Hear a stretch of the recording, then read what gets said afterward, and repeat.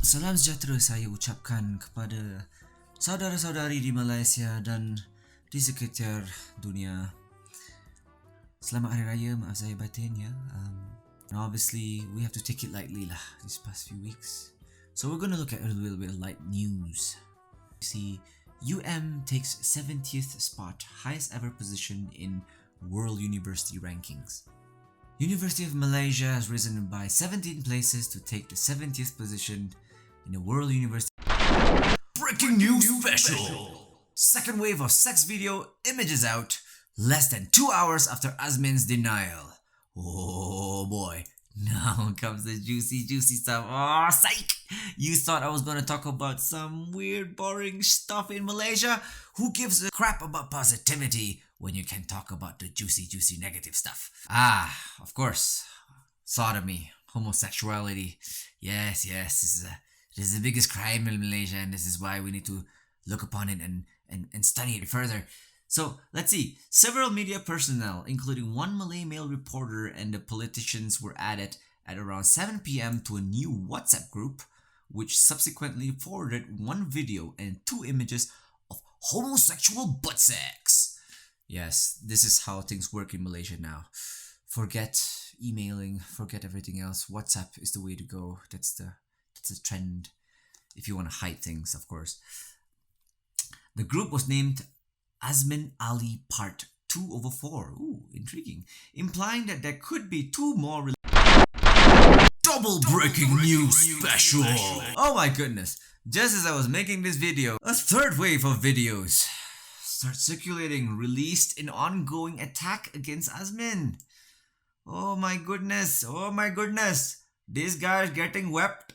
This guy is getting whack 11 right like a motherfucker. Another batch of videos was released today in ongoing sex video scandal that plagued PKR Deputy President and Economic Affairs Minister Datuk Seri Azmin Ali. Reporters today received 2 video clips, with one being shared via YouTube linked Azmin Love Haziq 3/4. Oh, so cute. Oh, so kawaii. Oh, this is gonna be juicy, right? It's gonna be juicy. Let's bring it on. In the Azmin Love Haziq 3/4 video posted on YouTube about 12 hours ago, the 46-second long clip did not show any images but appeared to be an audio recording of 2 men discussing when to meet up. Well, that's a bit boring. I mean, where's the juicy stuff? Where's the nice? We want to see the gay butt sex.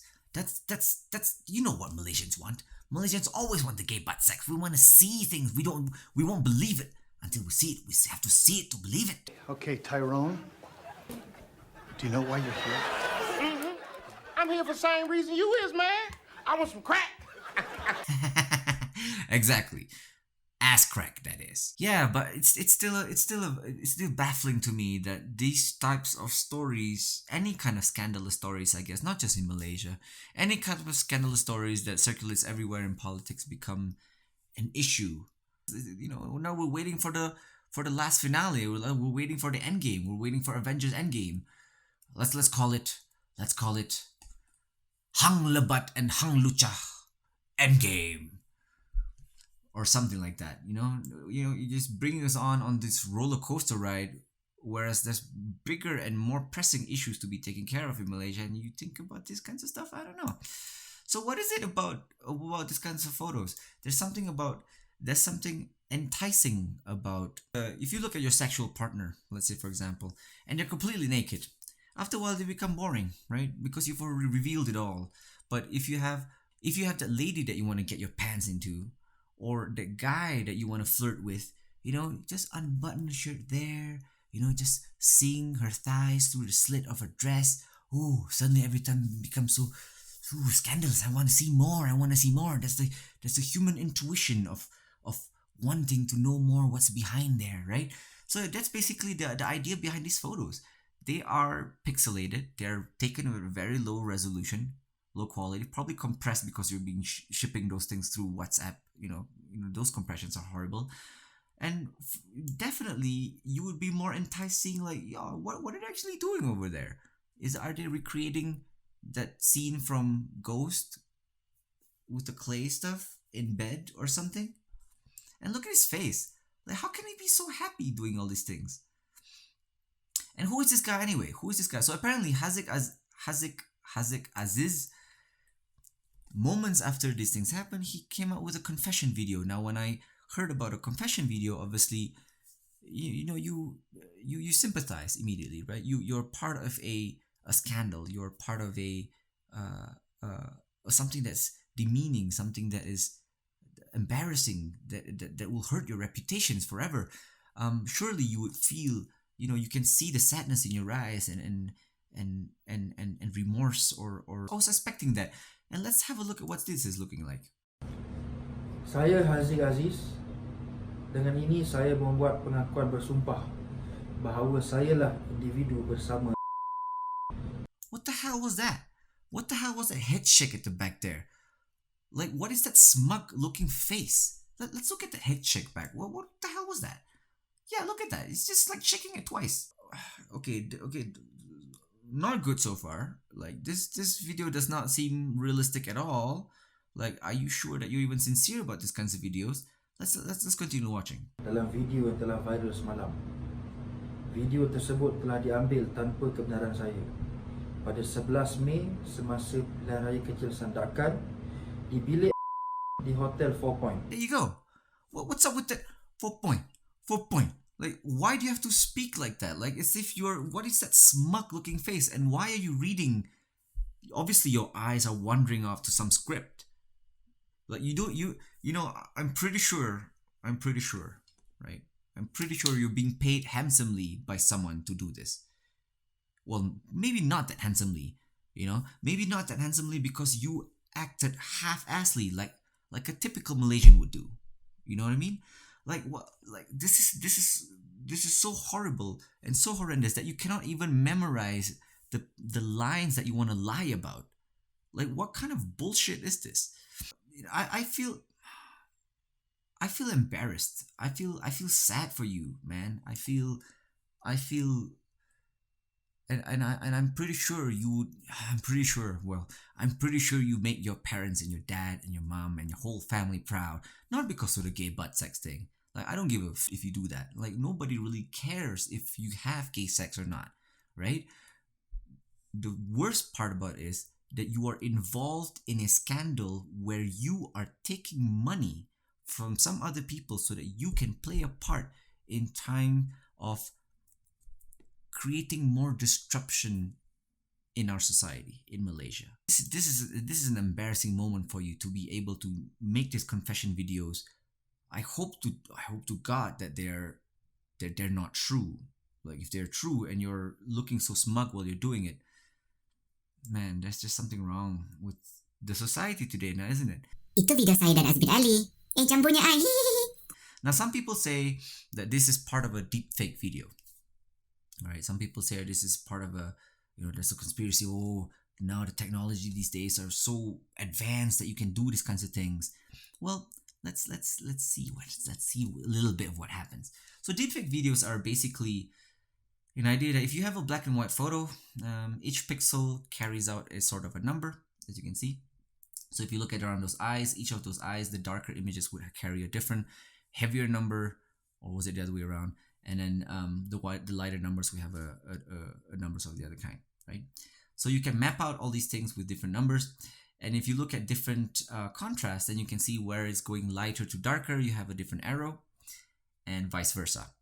And if you can simplify all those things, you would easily match up to find a numerical or an arrow-like representation of your face. That means you can simplify your face and find those things pretty easily. Now, this is how basically the AI works, the convolutional deep neural network and things like this, right? You make convolutions of your face. Now, if you look back at the images that you saw before, they're very noisy. They're very low resolution. They're very noisy. So when I say noisy, it means that contrast that you can find between your eyes that's darker and lighter, the darker and lighter spots, the contrast between those two things, they diminish and they create so much confusion that even Google does not even know how to tell the difference. We observe a similar phenomenon. This is what the images are supposed to look like, but the network believes that these images are real digits with near certainty. One may ask how deep neural networks can label these unrecognizable images in a way totally different from how a human would. Looking closely at the images, for example the jackfruit, we think that the network may be looking at these yellow pixels which somewhat vaguely look like the real jackfruit. Some images appear with the right colors of the class. The starfish has a blue of water and the orange of skin. The remote control image has a grid of buttons but no rectangular contour of the device. So what that means for us is that on top of that, in order for you to do any kind of deepfake, you would have to have, first off, two things that are moving at the same time, or at least, the face of the person that you're trying to impersonate and the body and the vessel of the person, right? So in order for you to do this, one needs to find very carefully a stunt double or some sort of a double, which perfectly has the same shape of the face, same body type, same ears, same neck, same nose. Well, the nose maybe not really.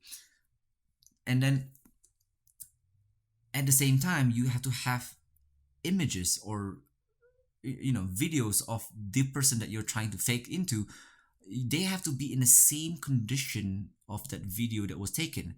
So if you have a gay porn star filmed in low resolution night light, and you want to put Azmin Ali's face on it, then you also have to have Azmin Ali's face recorded in dark, noisy places at the same time. The AI also needs to train these things before they can actually do anything like this.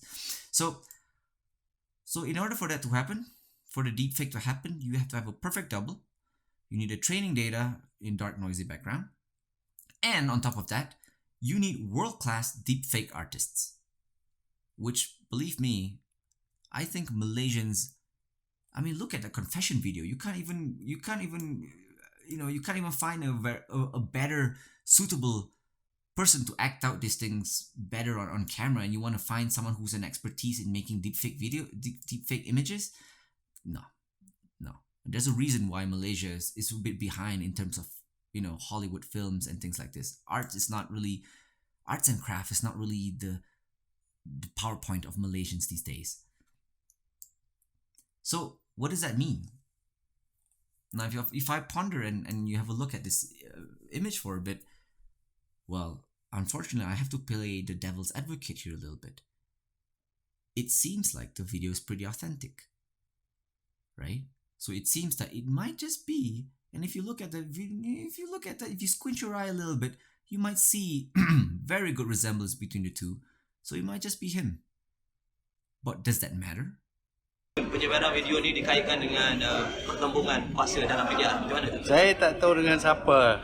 Tapi yang saya tahu cara macam ini tak patut ada lah dalam Malaysia. Kotor sangatlah. Yes, Mahathir Mohamad. Obviously, this is dirty politics. People are calling this gutter politics in Malaysia. But funny enough, he was the one who started it, right? There was a whole case with Anwar Ibrahim 20 years ago. Jesus, it's 20 years already. My goodness, that's quite a long time. Anyway, and in that case, there's something really troubling about Malaysia in that sense, because you see, for him, in his case, Islam usually requires 4 witnesses to ascertain that some heinous sexual deviant act has actually happened. Not a video, not just one video, and for sure not one video with a very low resolution and you can't really tell who's who. And apparently 20 years ago, Mahathir Mohamad basically went around and interviewed the people that Anwar Ibrahim slept with and basically said, yep, I have the utmost confidence that all these people have slept with him. Therefore, 2 days after he announced that Anwar Ibrahim is going to be Prime Minister, basically, on the 31st of August, he basically charged him with sodomy and basically sacked him as a Deputy Prime Minister. Khalas. Finished. And there goes Anwar Ibrahim's career. Now we're seeing this pattern happening again, right?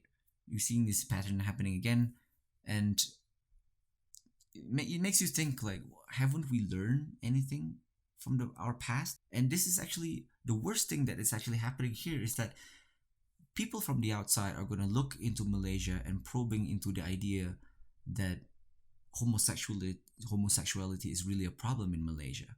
It's not. You know, whatever you do in the comforts of your own home doesn't really matter. So let me break it down to you just so that you get it into your head what this means with this whole witness thing. If Azmin Ali and Haziq Aziz were to have sex on a bed, and you have the first witness somehow hidden on that bed, and then you have a second witness peering through the closet, and then you have a third witness peering through the window, somehow flying as a tooth fairy, and then you have another witness who barged in with a video camera, then maybe you can make a claim. It's almost utterly impossible for you to have that happen, but somehow in Malaysia,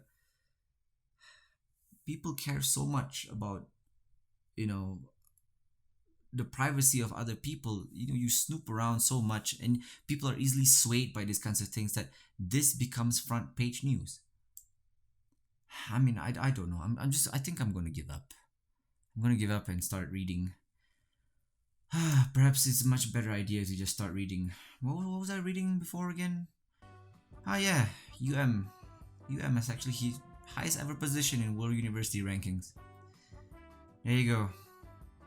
Let's see. In a list that was released today, UM is among top 7% of the 1001 institutions ranked by the world university rankings.